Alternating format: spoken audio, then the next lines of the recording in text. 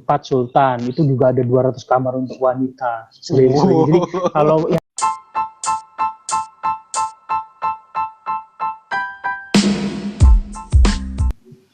Halo, balik lagi bareng saya Ramadan MK, podcast Tanya Sejarah.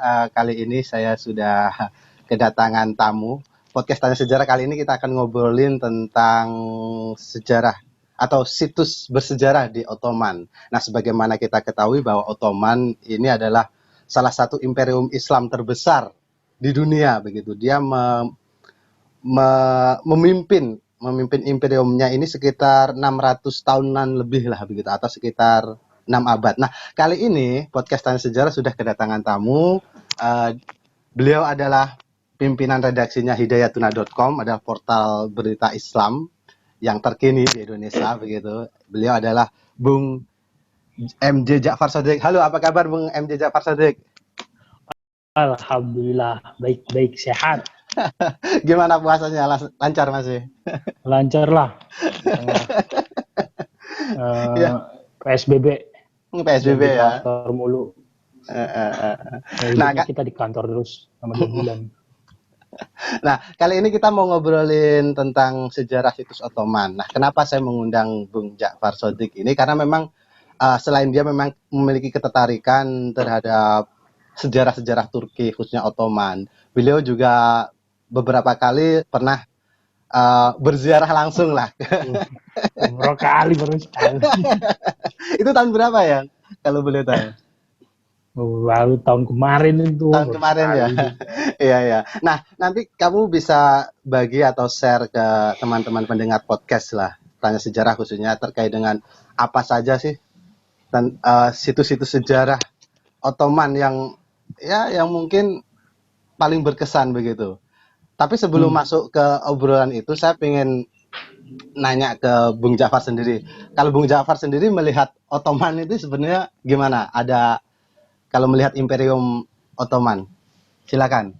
Ya jelas lah, Imperium Ottoman itu kan kerajaan besar Muslim yang mungkin bertahan terakhir kali sebagai kerajaan besar ya. Iya. Terakhir kali yang baru runtuh sekitar belum ada 1 abad kayaknya. Iya. Mau 1 abad. Iya, mau 1 abad ya. 19. Iya, seabad dah. Iya dari 1920. 1922 dia. Nah ya, berarti kurang 2 tahun lagi. Terakhir. Jelas pengaruhnya kan luar biasa ya. Baik secara politik maupun secara pengaruh budaya maupun secara bagi dunia Islam atau dunia Barat. Terus saya tertarik dengan Ottoman itu di samping dia kerajaan Muslim, mungkin Muslim yang ikutan perang dunia satu walaupun kalah. Cuma kan itu ada sisa-sisa sejarah Islam yang mungkin paling dekat lah sebagai imperium besar, itu paling dekat dari zaman sekarang, melihat ya bekas-bekasnya, baik budayanya, baik hal-hal yang terlihat materialnya lah, seperti bekas kerajaannya, bekas bekas rumah-rumah penduduknya, bahkan bangunan jembatan dan sebagainya. Nah itu sih yang menarik. Apalagi belum lagi dari pengaruh mungkin intelektualnya, sufinya, pengaruh Islamnya lah, itu juga mendunia sekali. Iya sih, parah. Keren banget kalau memang Ottoman, karena memang selain dia memang secara geografi kan dia letaknya di 2 selat antara Laut Hitam ya sama Mediterania kan. Ya, persinggungan Eropa Asia ini kan juga melahirkan corak tersendiri baik dalam sisi kebudayaan lah ya. Nah, Bung Ja'far sendiri gimana? Dan jangan jangan lupa loh yang namanya kerajaan yang bisa, kerajaan Islam yang menembus ke Eropa itu cuma ada 2 loh. Kerajaan Andalusia sama kerajaan Utsmaniyah loh. Yang lain tuh nggak tembus, istilahnya bukan penjajah Eropa. Iya, tahun 973-an kayaknya itu yang ke Andalusia. 970. Iya kan, Andalusia kan? Betul. Kerajaan Andalusia hanya ada 2. Nah, ini kan rentang waktu kan dia memimpin kan 600 tahun nih. Pasti kan banyak situs-situs sejarah, dan apalagi Bung Ja'far sudah berkunjung ke sana. Nah, bisa ceritakan Bung Jafar kepada pendengar setiap podcast lah soal situs-situs yang paling ya sampai hari ini mungkin bisa ditemui dari peninggalan Ottoman. Jadi gini ya Pak, saya kira kayaknya kalau mau arsitektur yang bagus itu kayaknya beneran Turki. Karena gini, bayangan kita sebagai orang Indonesia terutama kan,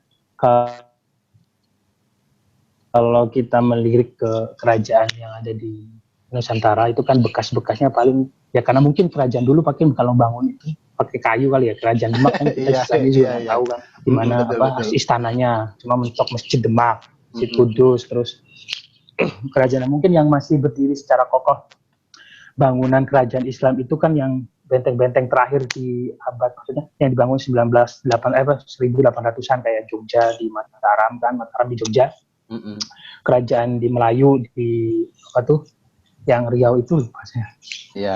Itu kan benteng-benteng bangunan Belanda lah. Betul. Itu yang tersisa. Nah, kalau di Turki ini enggak. Bangunan yang abad keempat, ketiga aja itu masih ada. Hagia Sophia. Itu sampai sekarang tuh bagus banget. Nah, saya lihat kayak bekas-bekas itu kalau misalnya kita ke Turki, itu bekas-bekasnya itu ngena banget gitu loh. Jadi mulai dari arsitektur masjidnya yang hampir sangat epik lah, mulai dari kubahnya, terus cara ukirannya, batunya yang digunakan, bahkan jalanannya. Jadi percampuran antara Eropa, nuansa Islami Timur Tengah, budaya bangunan, percampuran antara negeri yang ada di Kaukaus, maksudnya Kaukaus itu daerah Persia, Arab sama Eropa itu campur ada di Istanbul, kira-kira kayak gitu. Gimana coba indahnya. Jadi tatanan kota Eropa lah kelasnya, kayak orang-orang ya kayak peninggalan yang ada di Eropa. Terus suasana Islaminya dapat, cara bangunan epic banget, jadi kayak indah sekali. Benteng-benteng juga benteng-benteng istana yang bekas dulu Konstantinopel juga masih ada. Masjid yang dibangun dari abad ke-14, abad ke-16 itu juga berdiri masih kokoh. Osman Bey itu kayaknya. Usman Ali Bey, Masjid Ali Usman Bey yang di Seljuk itu kayaknya juga masih berdiri kokoh itu. Wah, itu di mana tuh? Saya kan enggak itu. Kan di Istanbul, ke Bursa. Iya, Istanbul ya, Bursa. Konya. Masjid Al-Fatih, Masjid Blue, terus Masjid Ulu Jami di Bursa itu sih, karena mereka terus makam-makam juga, makam raja-raja. Itu kan terpecah tuh, ada yang di Istanbul, ada yang di Bursa. Jadi raja-rajanya itu raja-rajanya raja dari dinasti Ottoman semua atau sebelum-sebelumnya? Iya, dari Utsmaniyah semua. Yang saya kunjungi yang Utsmaniyah sih, kayak Sultan Murad II, Al-Fatih itulah, Sultan Murad I. Yang legend-legend itu ya. Ya, bapaknya Al-Fatih kan Murad II tuh di Bursa. Terus paling ada sahabat Al-Ansori itu juga di sana. Terus wali-wali Allah gitu. Tapi yang paling di sana juga ada ziarah sih.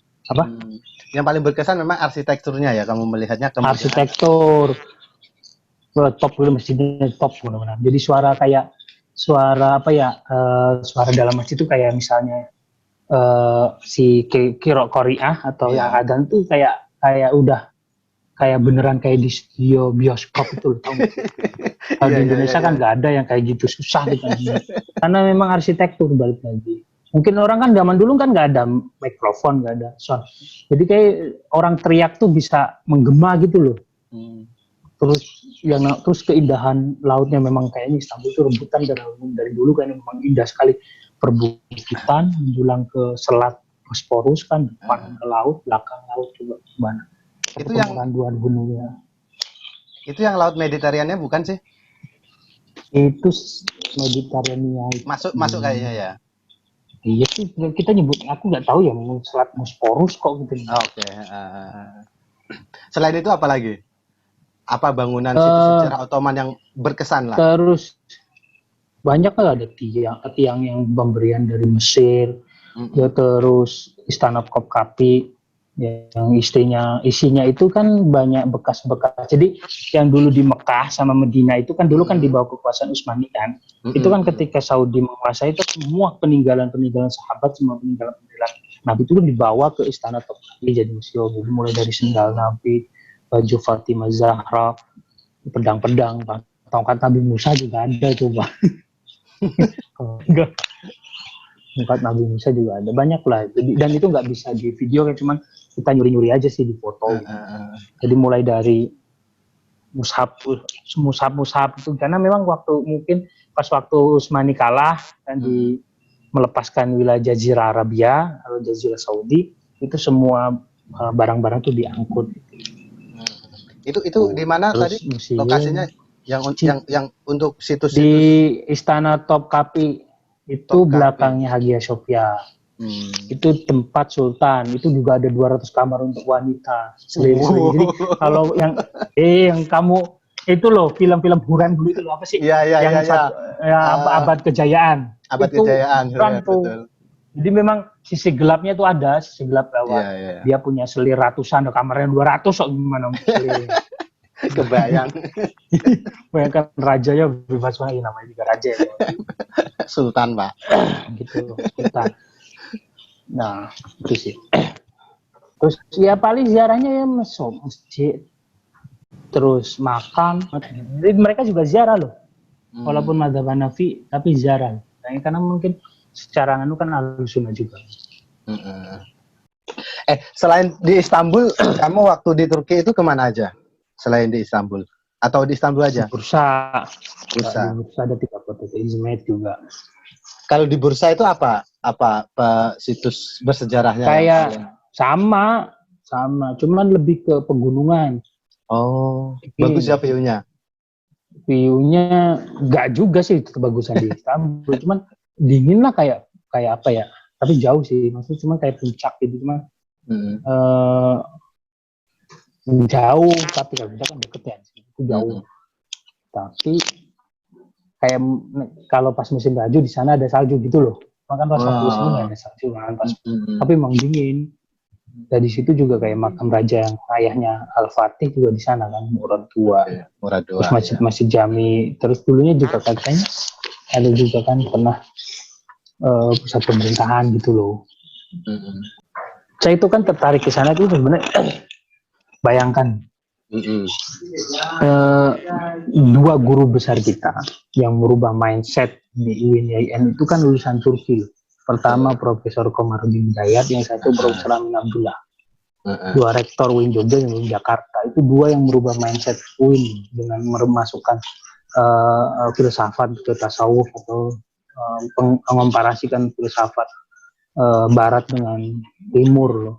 Karyanya 2 orang itu kan akhirnya masuk ke UIN kan. Ke IAIN, terus masuk studi Islam, itu kan lulusan Turki semua, dua-duanya dokternya dari Turki semua. Nah itu yang tertarik dari awal saya sebenarnya pengen kesana, cuman karena nggak keturutan bisa kuliah di sana, ya sudahlah, yang penting bisa ngerti gitu. Kemudian dua guru besar ini yang memasukkan ke Indonesia, bahkan hermeneutik yang dulunya kagak ada, jadi kan ada 2 guru besar. Ini yang dua aktif yang memasukkan hermeneutik ke Indonesia. Pak Komarudin Hidayat dengan Amin Abdullah kan. Top itu 2. Iya, dua-duanya top, makan. Artinya dan dua-duanya lulusan Turki sezaman lagi waktu itu. Mungkin adik kelas lah ya. Adik-adik angkatan sama kakak angkatan. Jadi itu yang menginisiasi kamu untuk tertarik ke daerah-daerah ya. Ya pas waktu dulu kuliah itu ini yang menginspirasi itu dua tokoh itu secara intelektual ya, yang pendidikan, secara kebudayaan dan secara politik. Waktu saya sama kamu kan sejarah juga. Turki itu kan yang negara yang paling stabil di kawasan Timur Tengah, walaupun dia bukan masuk ke negara 22 Liga Arab lah. Masuk salah satu negara 22 negara yang masuk ke Liga Arab, dia tidak masuk Liga Arab. Cuma kan yang stabil kan Turki secara politik, secara sejarah itu kan diperhitungkan yang tadi saya katakan paling terakhir sebagai imperium besar Islam kan, yang gugur terakhir. Jadi bahwa negara-negara Arab kolaps pas waktu ada Spring Arab tahun 2012-an itu kan hampir semuanya akhirnya merujuk ke Turki, jadi blueprint yang paling dekat. Mereka kan agak gengsi kalau misalnya mau menjadikan Indonesia blueprintnya sebagai negara mayoritas Muslim atau Muslim mayoritas. Tuh, akhirnya ke Turki.